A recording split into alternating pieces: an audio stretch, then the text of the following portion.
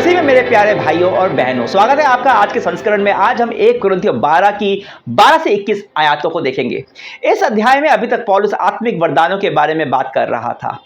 अक्सर होता यह है कि जिनके पास कोई विशेष आत्मिक वरदान है वे खुद को दूसरों से बेहतर समझने लगते हैं, दूसरे भी उन्हें बेहतर समझते हैं। किसी के पास चंगाई का वरदान है या भविष्यवाणी करता है तो लो जी सब उसके पीछे भागेंगे, उसके बारे में ऐसी बातें करेंगे जैसे कोई वो सेलिब्रिटी है। पौलुस कह रहा है कलीसिया में कोई भी सेलिब्रिटी नहीं है, कोई अधिक आध्यात्मिक नहीं है, क्योंकि सब विश्वासी में पवित्र आत्मा है और पवित्र आत्मा सबको अलग अलग वरदान देता है अलग सेवा के लिए, पर सब सेवा एक ही प्रभु की करते हैं। वरदान खुद के लिए नहीं पर सबकी भलाई के लिए है। परमेश्वर चाहे किसी को भी दर्शनीय और प्रभावशाली काम के लिए इस्तेमाल कर रहा हो, काम पवित्र आत्मा कर रहा होता है अपनी इच्छा के अनुसार, इसलिए नहीं कि कोई अधिक आध्यात्मिक है। आगे 12 आयत में पौलुस देह का, शरीर का उदाहरण देता है। सुनिए 1 कुरिन्थियों 12 से 14। क्योंकि जिस प्रकार देह तो एक है और उसके अंग बहुत से हैं और उस एक देह के सब अंग बहुत होने पर भी सब मिलकर एक ही देह है, उसी प्रकार मसीह भी है। क्योंकि हम सब ने, क्या यहूदी हो या यूनानी, क्या दास हो क्या स्वतंत्र, एक ही आत्मा के द्वारा देह होने के लिए बपतिस्मा लिया और हम सबको एक ही आत्मा पिलाया गया, इसलिए कि देह में एक ही अंग नहीं परंतु बहुत से हैं। पौलुस कहता है कि देह एक है, अंग अनेक। पौलुस कलीसिया को एक देह के, एक शरीर के रूप में देखता है और कलीसिया यीशु मसीह की आत्मिक देह ही तो है। कलीसिया देह है जिसका मस्तक यीशु मसीह है, पर देह में केवल मस्तक तो नहीं होता, उसमें कई अंग भी होते हैं और सब कुछ मिलकर ही तो शरीर बनता है, देह बनता है। 13 आयत में पौलुस कहता है कि हम सब ने, क्या यहूदी हो क्या यूनानी हो, क्या दास हो क्या स्वतंत्र हो, एक ही आत्मा के द्वारा एक ही देह होने के लिए बपतिस्मा लिया है और हम सबको एक ही आत्मा पिलाया गया है। सांसारिक दृष्टि से देखें तो हम सब अलग अलग हैं, हम सब अलग अलग देश से आते हैं, अलग अलग जाति के हैं, अलग अलग प्रांत के हैं, अलग अलग रंग है, संस्कृति है, धर्म है, सामाजिक स्थिति है। हम सबकी परिस्थिति अलग अलग है, योग्यताएं भी अलग अलग है और हमने अपनी असमानताओं का, विभिन्नताओं का उपयोग केवल खुद को बांटने के लिए किया है, एक दूसरे पर उंगली उठाने के लिए किया है, खुद को बेहतर और दूसरे को नीचा दिखाने के लिए किया है। आप एक कक्षा के अंदर यूनिफॉर्म पहन के, यूनिफॉर्म होती है ना, एक जैसे कपड़े पहनकर आप बच्चों को बिठा दीजिए, कुछ ही दिनों के अंदर वो खुद को बांट लेंगे, उनके भीतर दलबंदी हो जाएगी। किसी में घमंड काम करेगा तो किसी में हीन भावना, कोई किसी को दूसरों से बेहतर समझेगा। यह होता है, पर क्यों? यह सब हमारे अंदर व्याप्त पाप के कारण है, जो हमारे आपसी रिश्तों में दरार डालता है। पर जब हमने यीशु पर विश्वास किया तो अब हम नए हो गए हैं, हमारी आत्मा नई हो गई है, हम पाप के दास नहीं रहे। फिर भी वह पुरानी प्रकृति अब भी हमारे भीतर काम करती है और यह कारण है कि अब भी हम विश्वासी लोगों में भेदभाव करते हैं। पौलुस कह रहा है कि एक ही आत्मा के द्वारा एक ही देह होने के लिए बपतिस्मा लिया। अब बपतिस्मा का मतलब होता है डूब जाना, और यहाँ पौलुस हमारे बपतिस्मा का एक और कारण हमें बता रहा है। जब हम बपतिस्मा लेते हैं तब हम केवल यीशु मसीह पर हमारा विश्वास ही प्रदर्शित नहीं करते, हम उसके अपनी पहचान ही नहीं बताते, पर हम यह भी बताते हैं कि हम उसकी देह यानी कि कलीसिया का हिस्सा है, उसका एक भाग है, उसका एक अंग है। हो सकता है कि आज भी बाहरी रूप से हम अलग अलग दिखते हों, पर हम में एक ही पवित्र आत्मा है, वही पवित्र आत्मा जो यीशु मसीह में भी है। तो अंदर में से हम एक समान हैं, हम सब अलग अलग हैं, ठीक उसी प्रकार जिस प्रकार अलग अलग अंग होते हैं, पर हम एक हैं क्योंकि हम एक ही देह का अंग है। तो खुद को बेहतर मानना किसी भी कारण से या खुद को हीन मानना, दोनों बेईमानी है। परमेश्वर ने सबको एक जैसा नहीं बनाया, उसने हमें एक सी काबिलियत भी नहीं दी, न एक से वरदान, उसने हमें अलग अलग बनाया और यह उसकी इच्छा के अनुसार है, उसकी योजना के अनुसार है। पौलुस कहता है आगे 15 से 21 आयत में, यदि पाँव कहे मैं हाथ नहीं इसलिए देह का नहीं, तो क्या वह इस कारण देह का नहीं? और यदि कान कहे मैं आँख नहीं इसलिए देह का नहीं, तो क्या वह इस कारण देह का नहीं है? यदि सारी देह आंख ही होती तो सुनना कहाँ होता? यदि सारी देह कान ही होती तो सूंघना कहाँ होता? परंतु सचमुच परमेश्वर ने अंगों को अपनी इच्छा के अनुसार एक करके देह में रखा है। यदि वे सब एक ही अंग होते तो देह कहाँ होती, परंतु अब अंग तो बहुत से हैं परंतु देह एक ही है। आंख हाथ से नहीं कह सकती मुझे तेरी आवश्यकता नहीं, और न सिर पांव से कह सकता है मुझे तुम्हारी आवश्यकता नहीं। पौलुस पूछ रहा है कि क्या कोई सा भी अंग, शरीर का कोई सा भी भाग या कह सकता है कि मैं क्योंकि हाथ नहीं हूं या आंख नहीं हूं मैं इसलिए देह का भाग नहीं हूं।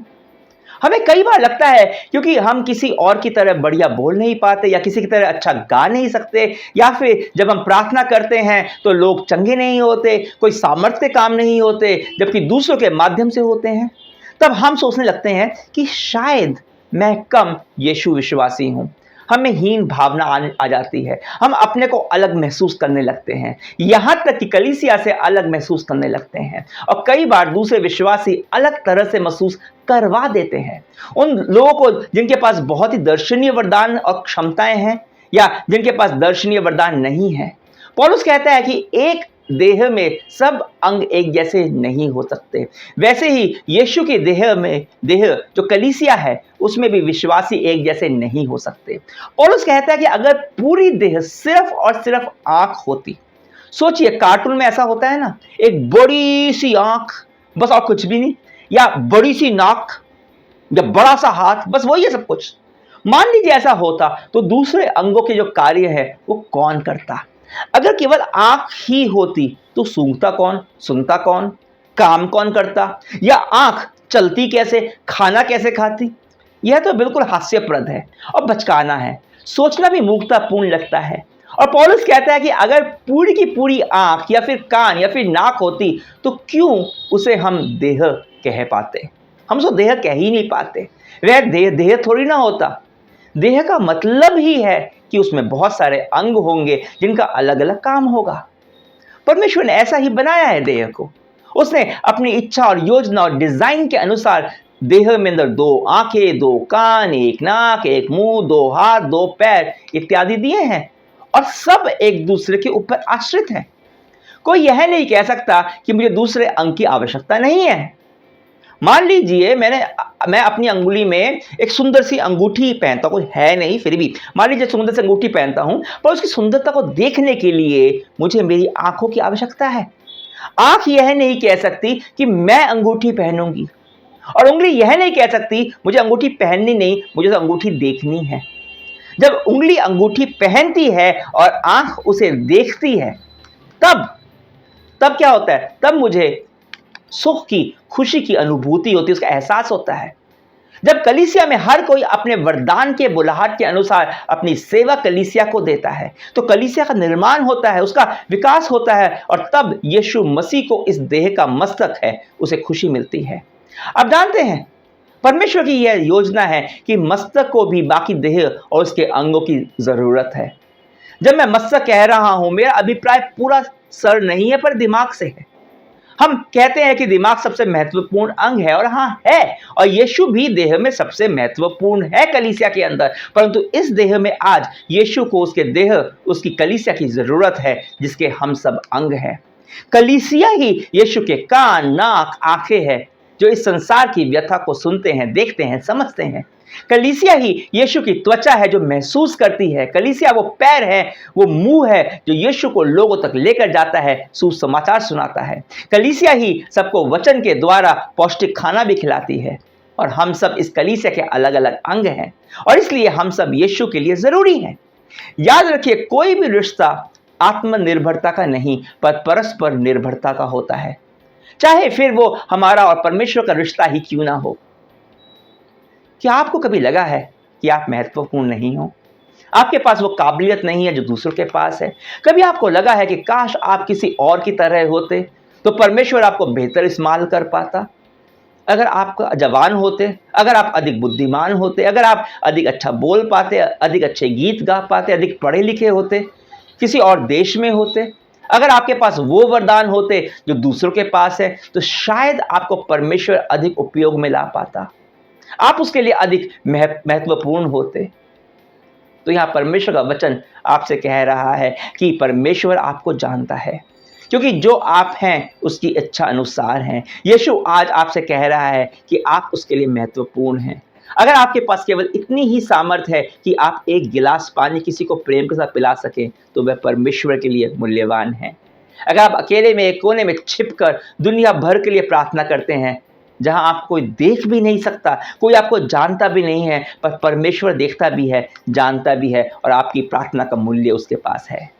अकेले बैठकर आपके एक एक आंसू जो आप दूसरों के लिए बहाते हो, उसके लिए मूल्यवान है। उसके विपरीत अगर आपको लगता है कि परमेश्वर ने आपको अधिक दर्शनीय वरदान दिए हैं, सब आपकी वाहवाही करते हैं, आपका नाम सब जानते हैं, तो भी खुद को दूसरों से अधिक महत्वपूर्ण समझने की भूल कभी ना करिएगा।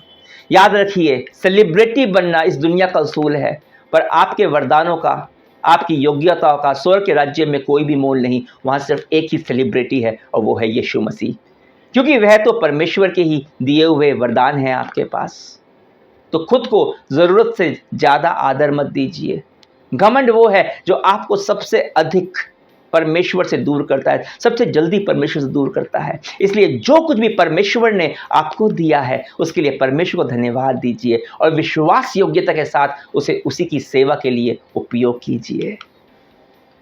कल हम इसी विषय पर अपनी चर्चा को जारी रखते हुए 1 कुरिन्थियों 12 को अंत करेंगे और बात करेंगे कि कैसे शोभाहीन अंगों को शोभायमान अंगों की तुलना में अधिक आदर मिलता है, और बात करेंगे विभिन्न नियुक्तियों की और ज़्यादा बात करेंगे वरदानों की। परमेश्वर के वचन के लिए कमेंट्स में परमेश्वर की महिमा या आमीन ज़रूर लिखिए, लाइक और शेयर करें। अगर पहली बार आए हैं तो सब्सक्राइब कर बेल आइकन जरूर दबा दें। और अगर कोई सवाल आप मुझसे पूछना चाहते हैं व्यक्तिगत रूप में, बाइबल के विषय में, आज के संदेश के विषय में, या फिर कहीं से भी, तो यह रहा मेरा व्हाट्सएप नंबर, मैं नीचे दे दिया है, कमेंट्स में मैंने पिन कर दिया है। आप बेहिचक पूछ सकते हैं, मैं आपको जरूर जवाब दूंगा। तो परमेश्वर का प्रेम, यीशु मसीह का अनुग्रह और पवित्र आत्मा की संगति में आप हमेशा के लिए बने रहें। आमीन।